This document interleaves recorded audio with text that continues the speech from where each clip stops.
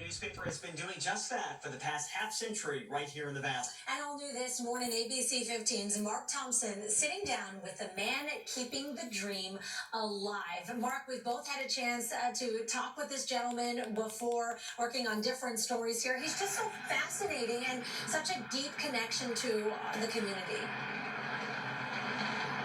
Yeah, absolutely, Allison. Good morning to you and good morning to Nick. Yeah, the Arizona Informant celebrating 50 years here in the Valley. You can see it right there on the header of this newspaper. And for the publisher, Clovis Campbell, it's been a labor of love being able to tell Arizona history through the eyes of the Black community.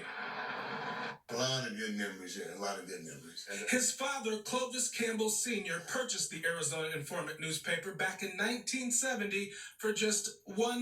The paper at the time, little more than just a name. They started publishing in 1971. It was just my dad, my uncle, a friend of his named Walter Powell, and a van. In the beginning, the paper was a platform for Campbell Sr., who served 10 years in the state legislature and was the first Black elected state senator in the history of Arizona. It was a chance for him to get his bills and issues talked about in the paper, and at the same time record some Black history.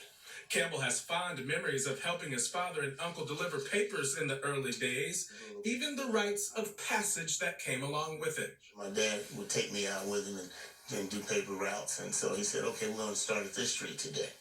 Get out there, and he saw this dog sitting there, and he knew that dog was going to get me. And so he sits in the car and watches me walk up to the house, take a handful of papers, drop it off, and then I look back and the dog starts coming at me. I threw all the papers up in the air. He's sitting in the car cracking up laughing, and I dived through the window of the car to keep from the dog hitting me. So that was part of our distribution at the time.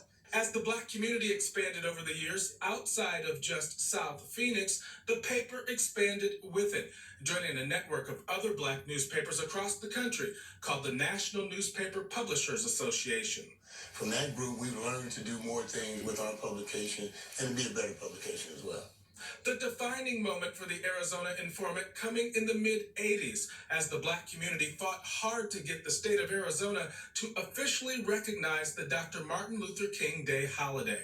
And that was one of the issues that really put us on the map, because our publication and the NNPA publications started the boycott in Arizona back then, which eventually led to the cancellation of the Super Bowl and the state giving in. We've done everything we can to be that record keeper for Black history in Arizona. Over the next few decades, Campbell watched as the newspaper industry as a whole began to implode and the age of social media took over.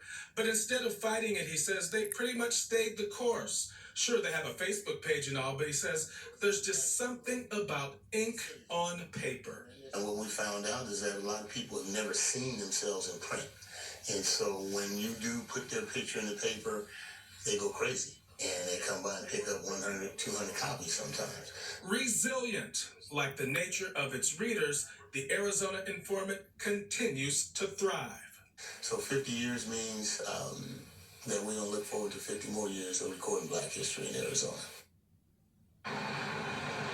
Yeah, and Campbell, he followed in his father's footsteps, spending 4 years in the Arizona House. He and his wife, they also helped run the Black Rodeo, but he says the paper, that is still his passion, and they still have thousands of subscribers, including me, guys. Reporting live, Mark Thompson, ABC 15, Arizona. I'll send it back to you. All right.